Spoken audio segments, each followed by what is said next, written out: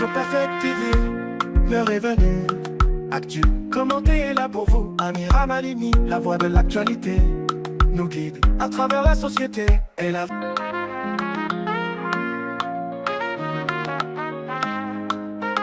Sur Perfect TV, l'heure est venue. Actu, commenté est là pour vous. Amira Malini, la voix de l'actualité, nous guide à travers la société. Bienvenue à tous dans Actu Commenté, votre émission où chaque voix compte. Ici, nous partageons vos commentaires sur les sujets qui vous intéressent. Et aujourd'hui, des révélations chocs, des procès controversés et des dynasties politiques qui continuent de tirer les ficelles. Mais bien avant, le point sur l'actualité. 80% de transactions toujours en monnaie étrangère. Le nouveau gouverneur de la Banque centrale, André Ouamesso, veut revaloriser le franc congolais durant son mandat. En réaction, même celle que vous avez remplacée avait fait grand bruit concernant la dédollarisation de notre économie, même pour lutter contre la monnaie ougandaise Amag et Arula dépassé. La dédollarisation est un slogan creux. Assainissement du secteur minier, plus de 37 250 carrés miniers récupérés par l'État congolais, représentant une superficie de 31 648 km² selon le ministre des Mines. En réaction, pour en faire quoi? Redonner aux nouveaux riches pour tenter leur aventure dans les mines. Le service géologique qui devrait récupérer ces carrés pour des prospections n'a de fonds que pour payer le comité de gestion et le personnel. Aucun forage n'a été réalisé depuis sa création, que des théories et compilations des documents fragmentaires de PNUD, BRGM et ProMine. Dans l'Est de la République démocratique du Congo, William Ruto rassure que le processus de la SADC EAC n'est pas compatible aux initiatives de Washington et d'Ottawa, mais vise à les aligner au sein d'une approche continentale unifiée. Pendant que les autorités de Kinshasa investissent des millions de dollars pour promouvoir la visibilité de la République démocratique du Congo, les États-Unis classent le pays de Tshisekedi au niveau 4 et mettent en garde leurs citoyens contre un voyage en République démocratique du Congo. Selon les États-Unis, cet endroit est perçu comme dangereux et les Américains affirment qu'en y allant, vous vous exposez à des risques extrêmes. Enfin, Exeta 2025, le ministère de l'Éducation démonte toute fraude sur les résultats.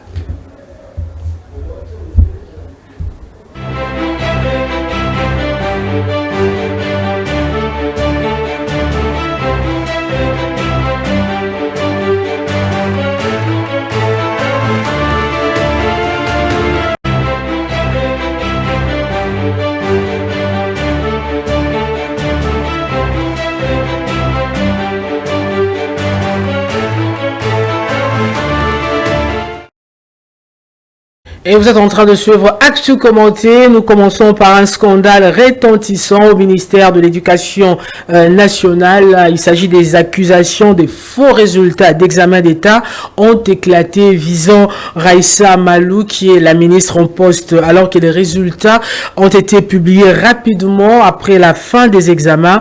Beaucoup s'interrogent sur l'intégrité des résultats avant de prendre la réaction du ministère de l'Éducation. Tout de suite, les commentaires. Lui c'est Ilunga qui écrit ceci: lorsque Maker Mwango, alors ministre de l'EPST en 2007, avait réduit le délai de publication des résultats des examens d'État, le faisant passer de plus de 6 mois à quelques semaines, certaines voix s'étaient élevées pour exprimer des doutes quant à l'intégrité des résultats. Le paradoxe, c'est que l'on appelle au changement tout en y étant réfractaire, ou plutôt on applaudit le changement que lorsqu'il se produit chez les voisins. Et il s'agit en fait de correction des examens d'État. Comme vous avez remarqué, c'était déjà la semaine passée, fini les 4 jours, et le lundi c'était la publication des examens d'État. Il y a des voix s'élèvent pour dénoncer des faux résultats, et tout de suite après nous allons du côté de la régie. Non, avant de demander cet élément de la régie, l'élément du ministère de l'Éducation, je continue avec quelques réactions. Lui c'est pas Papi qui écrit « Ce n'est pas du tout possible, surtout pas dans l'état actuel de notre pays. Quels sont les moyens logistiques, humains et financiers mis en place pour exécuter un tel miracle ?» Voilà, même avec la technologie, un tel miracle n'est seulement pas possible. Voilà, les Congolais sont sceptiques. Lui, c'est Déo Gracias qui écrit « Les examens prennent fin jeudi 31 juillet et puis le vendredi 1er août, jour férié. Samedi, on travaille normalement et une demi-journée et dimanche soir, les résultats tombent. » Voilà, il est quand même surpris. Tout le monde parle d'un miracle. Vous allez suivre la réaction, mais je prends ces deux commentaires de Patrick et puis un compte anonyme. Les comptes, voilà... anonyme, lui il dit ceci: je demande une émission face à face sur un média indépendant avec madame la ministre Raissa Malou. Le contribuable a besoin de savoir sur le processus. L'innovation c'est bien, mais l'innovation surtout dans l'éducation suit un processus rigoureux. Elle a l'obligation d'y répondre. Régie, aidez-nous avec les explications du ministère de l'éducation et nous allons revenir pour les commentaires. Soit en ébullition dans la publication des résultats.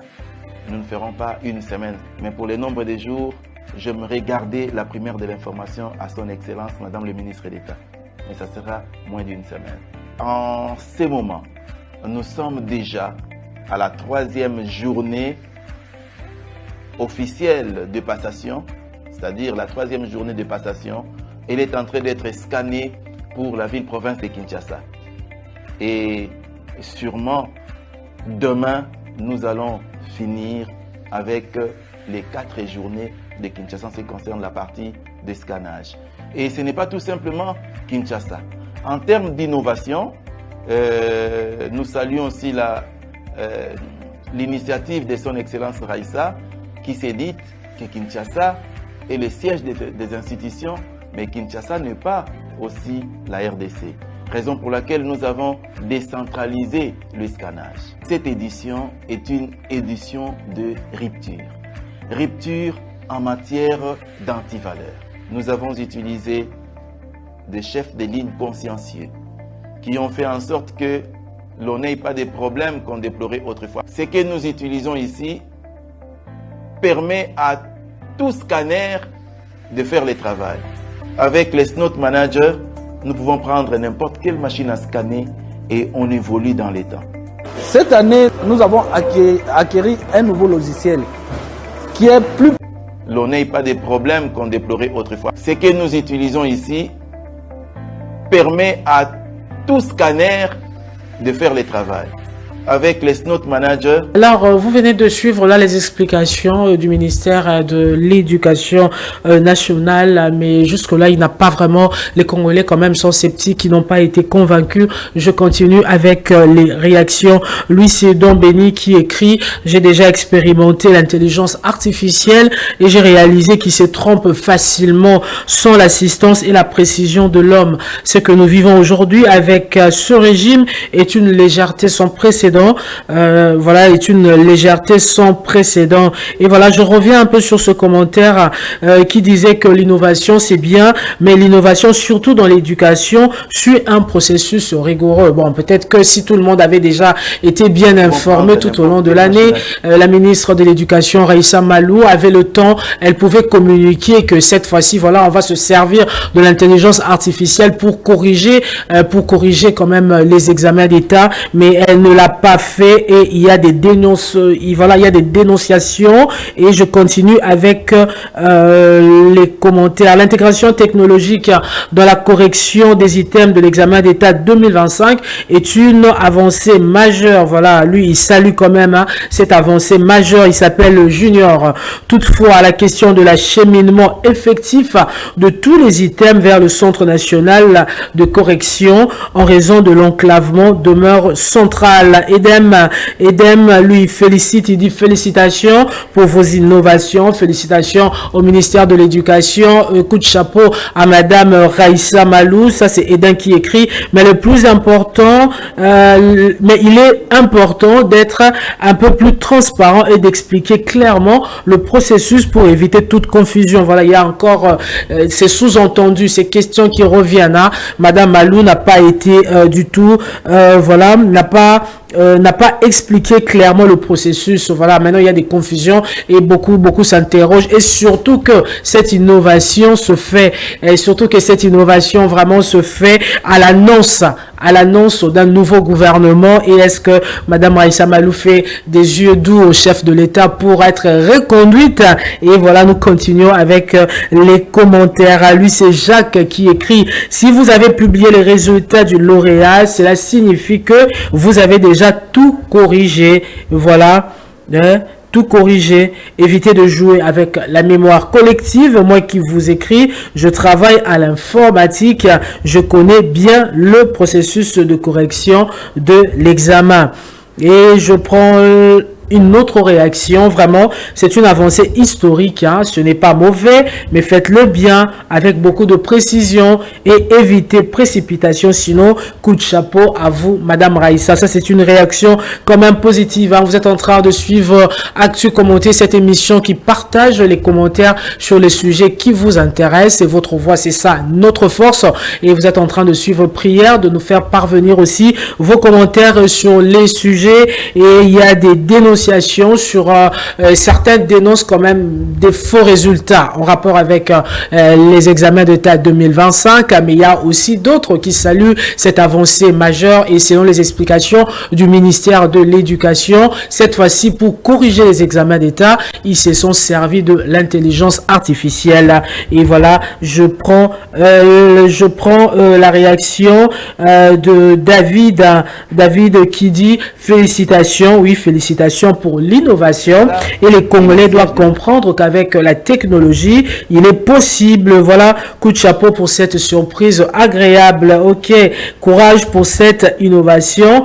AI est au centre de toutes les activités. Oui, aujourd'hui, en tout cas, pas un pas sans l'intelligence artificielle, et le ministère de l'Éducation s'en est servi, mais les Congolais exigent des explications. En tout cas, Madame Raissa Malou, faites un effort dans ce sens-là pour expliquer, parce que l'innovation, c'est une très bonne chose, comme si je peux répondre ce commentaire, mais en matière d'éducation, il faudrait suivre un processus logique.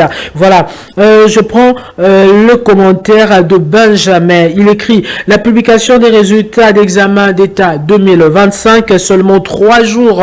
3 jours, c'est un exploit. Donc 3 jours, vraiment une innovation, un exploit. Voilà, après la fin des épreuves suscite des interrogations quant à la fiabilité des résultats. Voilà, il y a un problème de fiabilité des résultats qui se pose, raison pour laquelle certains parlent même des faux résultats. Hein? La fiabilité des résultats et la crédibilité de l'ensemble du processus. Est-ce que tout ce processus est-il crédible? Mais on avait balancé ce reportage. Vous avez pu suivre les explications du ministère de l'Éducation. Je continue avec ce commentaire. L'épreuve de l'examen d'État édition 2025 s'était achevée le jeudi 31 juillet. Dès le dimanche 3 août, les premières proclamations des résultats ont commencé à tomber. Voilà, à ce sujet, toute publicité étrange sur ce miracle de la correction ultra rapide des items d'examen d'État grâce à la technologie et à l'intelligence artificielle est troublante. Voilà, on trouve que c'est troublant. Madame Raissa Malou, c'est troublant. Ça, c'est un commentaire. Pour quiconque connaît la géographie de notre vaste pays et les difficultés des transports, sans compter le fait que certaines parties du pays sont d'un accès difficile, prétendre donner les résultats des examens d'État et des statistiques globales du pays en 48 heures relève d'un manque de respect à nos intelligences. Bon, pour Benjamin, ce n'est pas il ne salue pas l'innovation. Lui, il dit plutôt c'est un manque de respect à nos intelligences, parce que il a eu à relever quelques faits marquants. Voilà, on sait que dans notre pays, il y a les difficultés de transport, sans compter que certaines parties sont d'un accès difficile. difficile, mais alors comment est-ce que le ministère de l'Éducation, sous l'égide de Madame Raissa Malou, sous la houlette de Madame Raissa Malou, est-elle parvenue, voilà, est-elle parvenue à ce résultat? Je continue ce commentaire. Lorsqu'on connaît les méandres des opérations compliquées, des collectes des items des centres d'examen, leur rassemblement au niveau des provinces, la confection des colis, leur expédition à Kinshasa, leur réception, leur ouverture, le dispatching dans les centres de correction, etc., etc. Ça ne peut pas prendre moins d'une semaine. Voilà. Sans compter la difficulté des communications avec les territoires occupés actuellement. Et je ne comprends pas la motivation d'une telle précipitation d'annonce des résultats. Pourquoi cette précipitation, Madame Raissa Malou? Hein? Est-ce que seulement, à quoi est due cette précipitation des résultats? Est-ce que c'est parce que on a annoncé, parce que le président de la République a annoncé un nouveau gouvernement resserré? Hein? Est-ce que c'est ça la motivation? Je continue le commentaire. Cela risque de donner libre cours à des contestations des résultats comme on en a déjà connu.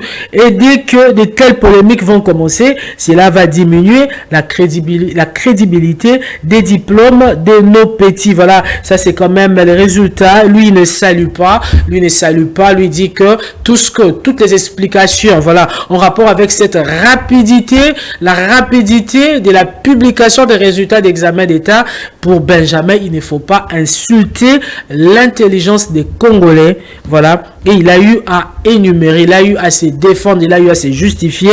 Et pour revenir à un commentaire que j'ai eu à lire plus haut, voilà, les Congolais ont besoin des explications de la ministre. Et voilà. Et je prends un dernier commentaire.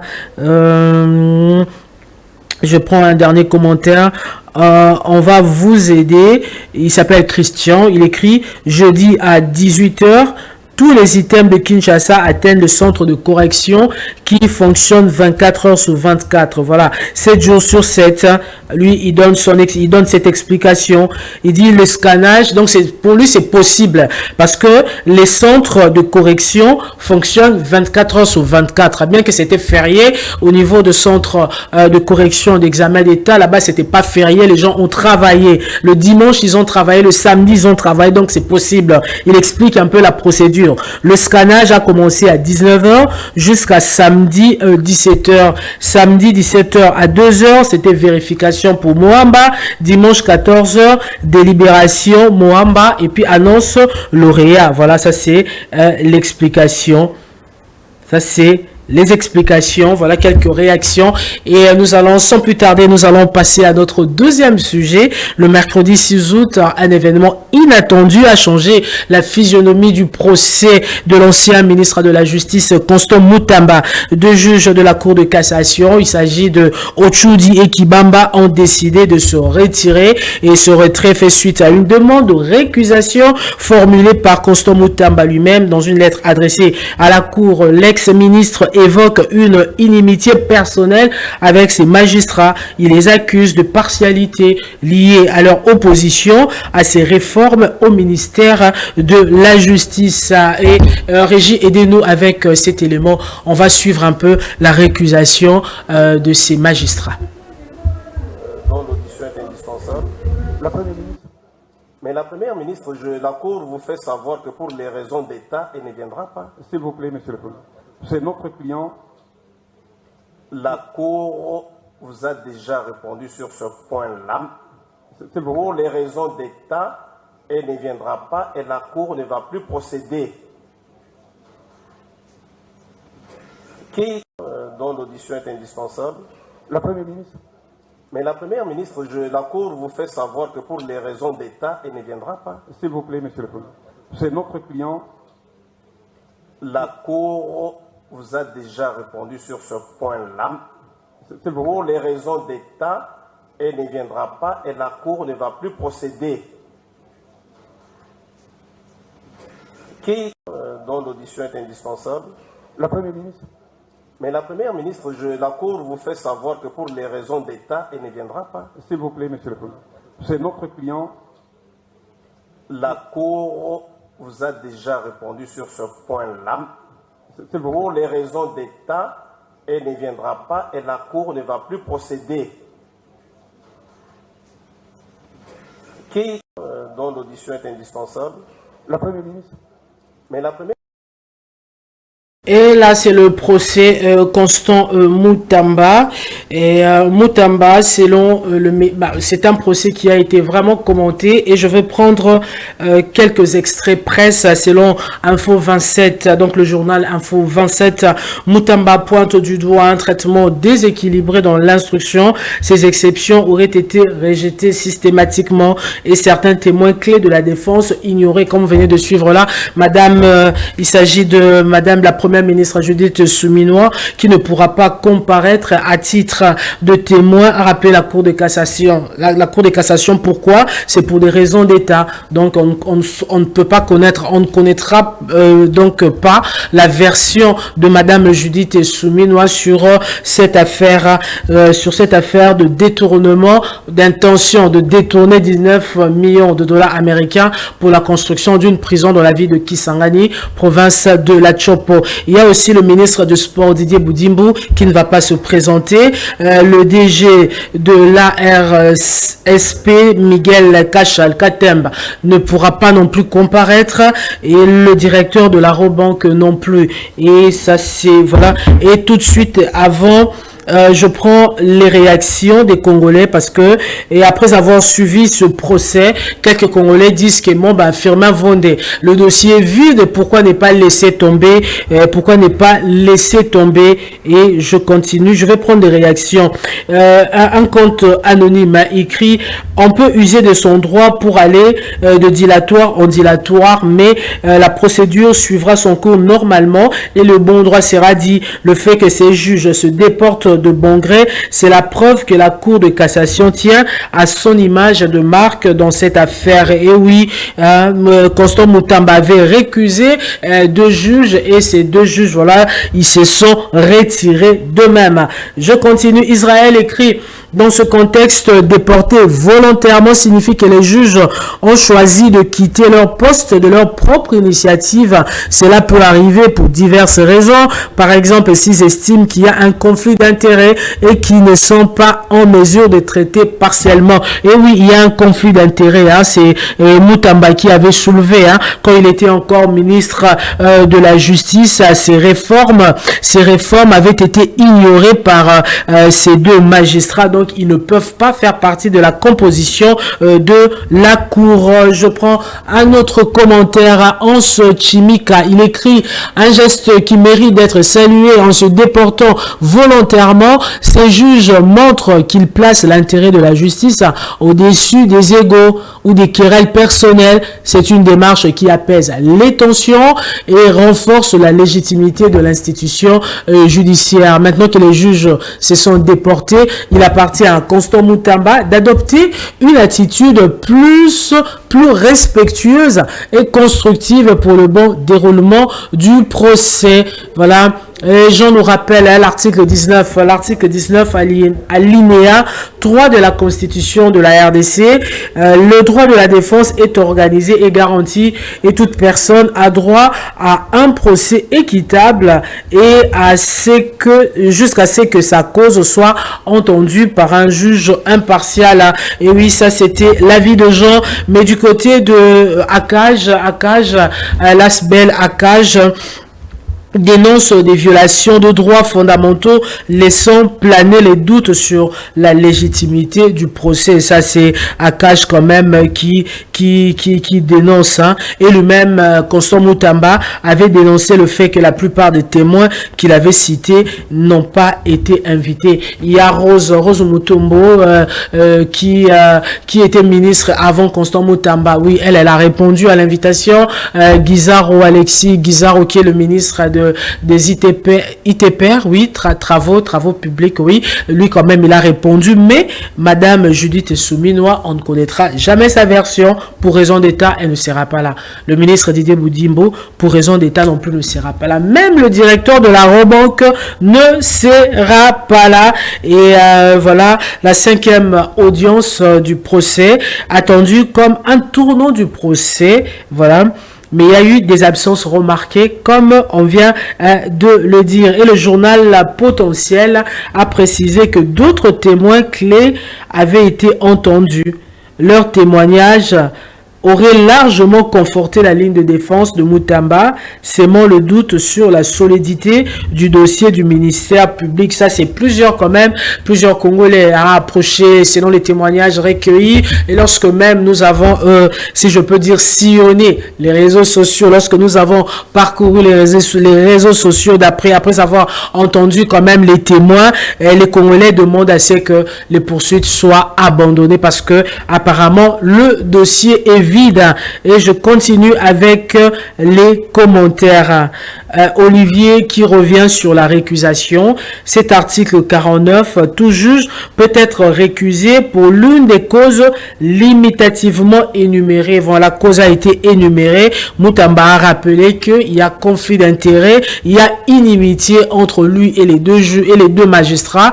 Et ça, c'est lorsqu'il était encore ministre de la Justice. Et voilà, ça s'est passé à ce moment-là. Il était ministre de la Justice. Il voulait entamer des réformes et ces magistrats s'étaient opposés à. Donc, et depuis, ce n'est pas l'amour entre eux. Il y a inimitié. Donc, il a demandé qu'il soit récusé et ces ministres et ces juges, les juges de la Cour de cassation, donc ces magistrats se sont retirés volontairement. Donc, il s'agit du président de la Chambre Kibamba Moké et du juge Ochudi Okita. Voilà, ça c'est quelques réactions en rapport avec le procès Mutamba.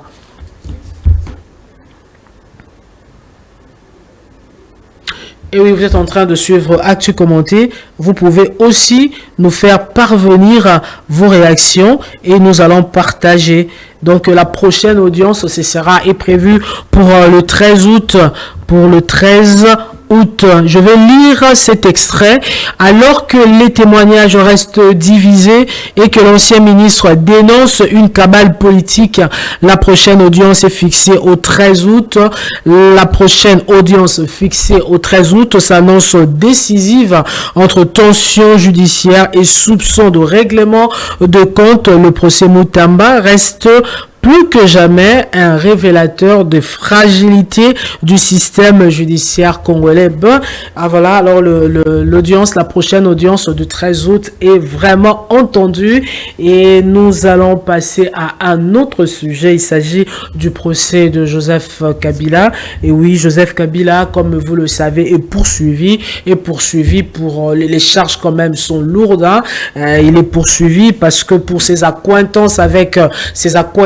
sa participation au mouvement rebelle M23, il est accusé pour trahison et son procès se poursuit. Mais que pense le CENSA?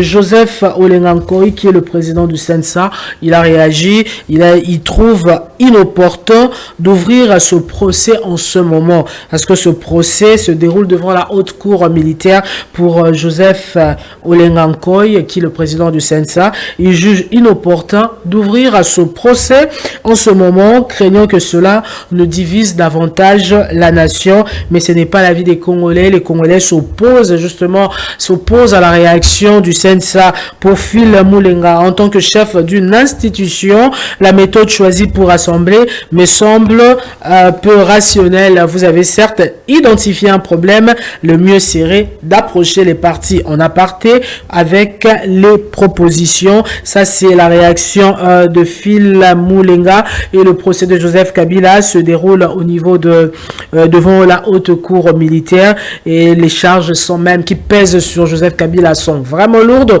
et s'il est reconnu coupable, peut-être qu'il sera condamné à mort. Mais ça, on le saura dans le tout prochain jour. Mais qu'est-ce que les Congolais pensent des propos, de la réaction de Olengankoy? Il dit ceci: Joseph Kabila tue nos frères et sœurs sœurs à Goma, à Bukavu, à travers son AFCM 23, tous les jours que Dieu a fait et tu te sens concerné, c'est son pardon par les dialogues et l'arrêt de ces poursuites qui te préoccupent. Donc, Monsieur Stani, il est contre Olenganko et qui parle de l'arrêt des poursuites parce que pour ne pas diviser le Congolais davantage, lui s'oppose parce que Joseph Kabila, au travers le mouvement rebelle AFCM 23, tue des Congolais. Il y a Charlie qui écrit doit-on laisser passer les atrocités commises par celui-ci, par Joseph Kabila via son AFC, dans le mouvement rebelle AFC M23, sans compter les multiples tentatives d'assassinat du chef de l'État. Puis voilà, et il n'est pas d'accord. C'est sous forme de questionnement qu'il réagit et il n'est pas d'accord. On ne peut pas laisser Kabila. Le procès qui se déroule devant la haute cour militaire doit se poursuivre. Et je prends une autre réaction. Lui, il écrit, si finalement on trouve inopportun, les avocats devront-ils restituer ces grosses sommes reçues du trésor public? Certainement non. Ils vont forcer jusqu'au bout ils vont forcer jusqu'au bout parce que les avocats de la République doivent normalement percevoir 2 millions de dollars. Voilà, c'est 2 millions de dollars qu'ils doivent percevoir. Et il y a eu un tollé, il y a eu des réactions, mais les caisses de l'État vont se vider, vont se vider. Et je prends le commentaire de Cédric. Le Sensa n'est là que pour la suivi des accords, va d'abord suivre les accords faits par Kabila et le M23 qui a permis leur intégration dans l'armée et pose ensuite la question pourquoi ils ont repris les armes et vient nous expliquer comment Kabila est devenu rebelle. Ça c'est une question à Joseph Oyengankoy qui vient de Cédric. Cédric qui recommande au Sensa d'aller d'abord suivre les accords. Quels sont les accords conclus entre Kabila et le M23 qui leur a permis d'intégrer l'armée congolaise? Et puis comment est-ce que, puisqu'ils avaient été vaincus, pourquoi ils ont repris les armes? Et ensuite Olenganko, il faut expliquer comment est-ce que Kabila est devenu rebelle. Donc lui c'est Cédric rejette en fait la proposition ou bien n'est pas d'accord avec la position du Sensa parce que le Sensa juge quand même inopportun le procès qui est ouvert devant la haute cour militaire, le procès contre Joseph Kabila, et il est accusé de trahison, il est accusé de participation à un mouvement insurrectionnel, donc le AFCM 23, et le procès est en train de se poursuivre. Donc vous êtes en train de suivre Actu Commenté aujourd'hui. On avait parlé des résultats des examens d'État 2025 parce que la publication a déjà commencé et là il y a eu des dénonciations. Certains parlent, la plupart d'ailleurs parlent des faux résultats et on demande à ce que la ministre, donc Madame Raissa Malou, de s'expliquer parce que là il y a le ministère, voilà, il y a un représentant, il y a un agent qui s'est exprimé sur cette situation. Pourquoi est-ce que la publication a été rapide selon ces mots là? C'est lui que vous êtes en train de suivre là. Il a expliqué que le ministère de l'Éducation, cette fois-ci, s'est servi de l'intelligence artificielle. Donc, on a pris les items, on a scanné, et puis voilà, c'est ça qui explique la rapidité. Et donc, le vendredi, c'était férié, mais eux, ils travaillent 24 heures sur 24 et 7 jours sur 7. Ils ont donc travaillé le vendredi, le 1er août, pendant que les autres étaient au cimetière pour commémorer les morts, les parents, les grands-parents, les neveux, les nièces et consorts, les membres de la famille, les amis qui sont décédés. Eux, ils étaient en train de travailler. Le samedi aussi, ils ont travaillé. Le dimanche, ils ont travaillé. C'est ça qui a rendu possible cette publication. Mais selon les commentaires que nous avons recueillis, et les Congolais se sont demandé, mais pourquoi cette rapidité? Parce que ceux qui travaillent déjà avec l'intelligence artificielle ont dit que l'intelligence artificielle commet souvent des erreurs. Mais, et venez nous expliquer la fiabilité de ce processus. On aimerait quand même entendre Madame Raissa Malou sur ce sujet. On a aussi parlé du procès Mutamba qui fait couler encre et salive, et les témoins clés quand même étaient invisibles. Madame Rosa qui avait précédé Constant Mutamba au ministère de la Justice, elle s'est présentée. Alexis Guizaro, qui est toujours ministre, s'est présenté, mais Didier Boudimou, lui, ne pourra pas se présenter. Ça, c'est ce que la Cour de cassation a révélé pour des raisons d'État, même pour Judith Souminois, qui ne pourra pas se présenter. Le DG de ARSP, Miguel Cachal, Katemb, ne pourra pas non plus se présenter. Même le directeur de la Robank. Alors, toutes ces personnes, tous ces témoins que Constant Mutamba a cités ne pourront pas se présenter. Et face à cette situation, les Congolais se sont demandé, mais bon, Firmin Vonde, il faudrait abandonner le poursuite parce que apparemment le dossier est vide. Le dossier de Constant Mutamba est vide et la prochaine audience est fixée pour le 13 août. Espérons que les choses, voilà, bon. Cette audience s'annonce décisive, donc on ne va pas se prononcer pour l'instant. On attend la Cour de cassation à ce sujet. Et à part cela, il y a aussi... on a aussi parlé du procès de Joseph Kabila.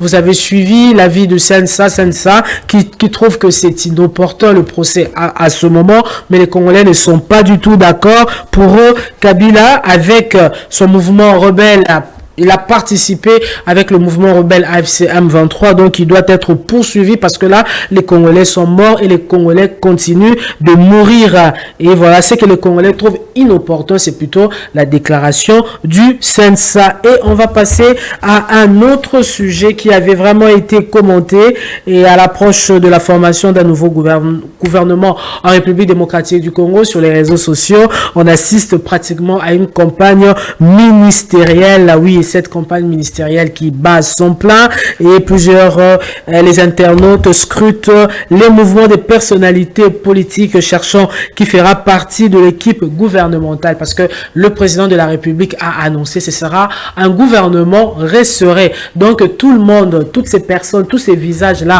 qui composent le gouvernement souminois ne reviendront plus, mais Madame Souminois, selon les indiscrétions, restera en fonction, mais le gouvernement sera resserré, donc il y aura moins de ministres et certaines personnes de la société civile feront partie de ce gouvernement, même l'opposition, peut-être les gens, les cadres, les membres plutôt du parti politique de Moïse Katumbi, bien du FCC, feront aussi partie de ce gouvernement, mais là il y a chaque ministre aujourd'hui, quelques ministres, pas tous quand même, qui font une campagne ministérielle.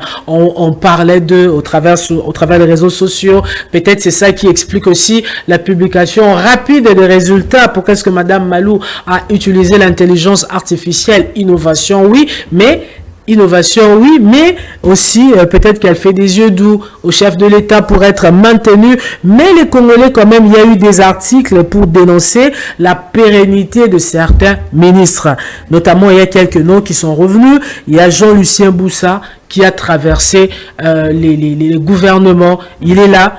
Peut-être les premiers ministres changent, mais lui, il est là. Il y a aussi Julien Paloukou qui est là. Il y a Jean-Pierre Liaou quand même. Il y a aussi Didier Boudimou. On dit d'eux qu'ils semblent s'être installés durablement dans le paysage politique. Ces ministres de carrière, oui, on les appelle même des ministres de carrière, souvent critiqués, mais également soutenus par leurs partisans, incarnent une continuité qui suscite des réactions variées au sein de la population. Et il y a eu un article poignant sur l'Empire Boussa. Et aujourd'hui, quand même, j'aurais aimé lire, mais peut-être faute de temps, on ne pourra pas lire cet article, mais je vous fais quand même le résumé. Il y a eu un article sur Jean-Lucien Boussa où on parle de 14 personnes au moins. On dénonce le népotisme et on parle de 14 personnes de la famille Boussa qui font partie, voilà, qui occupent des postes quand même importants, et les Congolais disent non à cette pratique. Mais le cabinet aussi de Jean-Lucien Boussa avait réagi, il avait rejeté, et selon son cabinet, Jean-Lucien Boussa est l'objet des personnes, bon, c'est une diffamation en fait, c'est un peu ça, selon le cabinet de Jean-Lucien Boussa. Mais les Congolais aimeraient quand même savoir qui fera partie du gouvernement Judith Souminois 2. Parce que Judith Souminois 2, selon les indiscrétions, elle reste en fonction. Le président de la République apprécie son travail. C'est peut-être pas l'avis des Congolais, mais c'est l'avis du président de la République.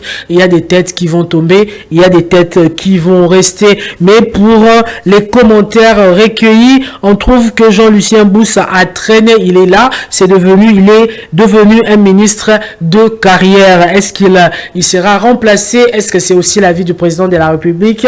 On le saura dans le tout prochain jour. On parle aussi de Julien Paluku, qui est devenu un ministre de carrière. Il est toujours là, il est là et on le change de ministère. Cette fois-ci, il est au ministère du commerce extérieur. Avant, il était au ministère de l'industrie. Bon, est-ce qu'il sera maintenu comme ministre de commerce ou bien le président il sera placé ailleurs? Ça, on le saura. Il y a aussi le nom de Jean-Pierre Liaou qui est revenu depuis un certain temps. Il y a aussi une campagne ministérielle autour de Jean-Pierre Liaou. On parle un peu plus de lui. Lui qui sanctionne certains agents et lui qui punit. Et puis, selon les commentaires, mais le ministre Liaou, il était là depuis longtemps. Mais pourquoi seulement maintenant? Il y a aussi le nom de Didier Boudimbo qui semble être le ministre, l'enfant chéri de la République. Il revient. Il était aux hydrocarbures, mais là, il est au ministère des Sports. Voilà, il est là. C'est lui qui a donné plusieurs millions de dollars à certaines équipes pour la promotion de la République démocratique du Congo. Et là, nous avons passé en revue.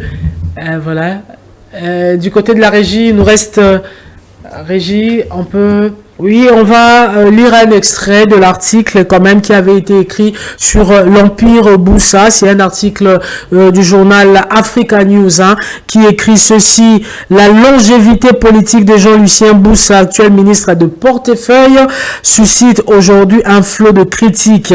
Il est nommé ministre du Plan en décembre 2016 sous Sami Badibanga. Cet ancien cadre du MLC a traversé les régimes et les remaniements sans jamais quitter les couloirs du pouvoir.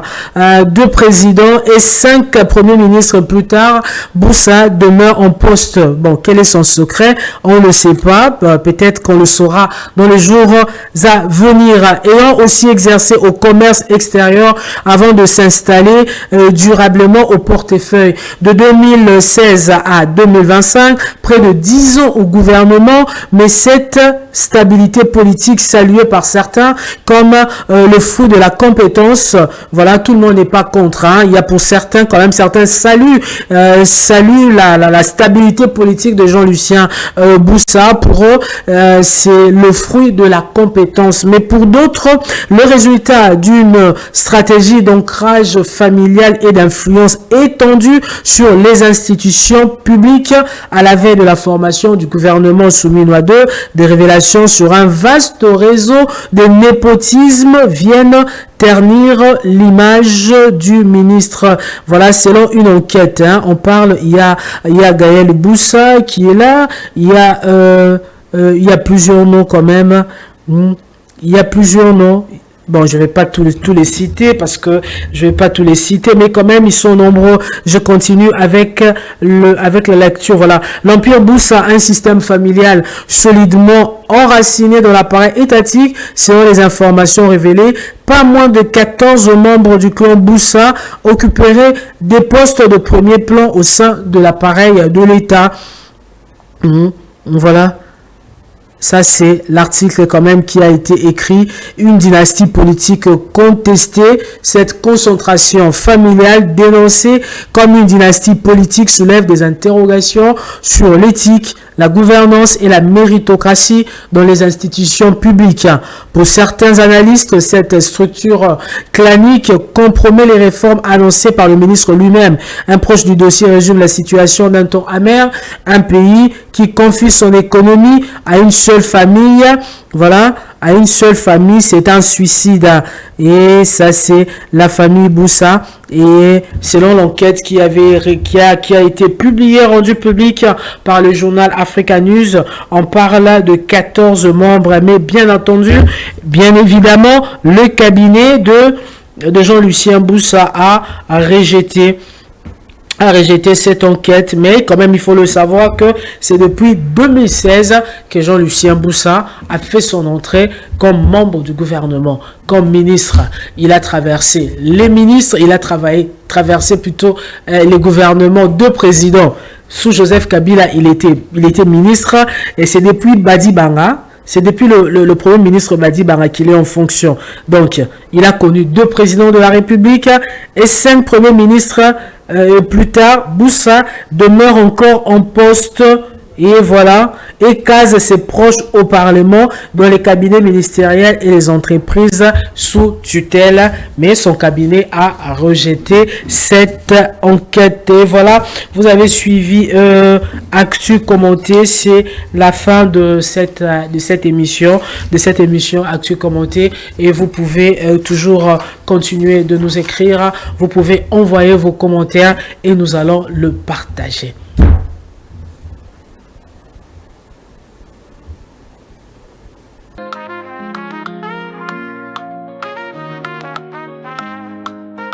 Sur Perfect TV, l'heure est venue. Actu, commenté est là pour vous. Amira Malimi, la voix de l'actualité, nous guide à travers la société et la vérité. Actu, commenté, l'émission qui éclaire sur la RDC. Chaque aspect, chaque lumière. Jeudi à 18h15, ne manquez pas. Rediffusion dimanche à 21h, soyez là.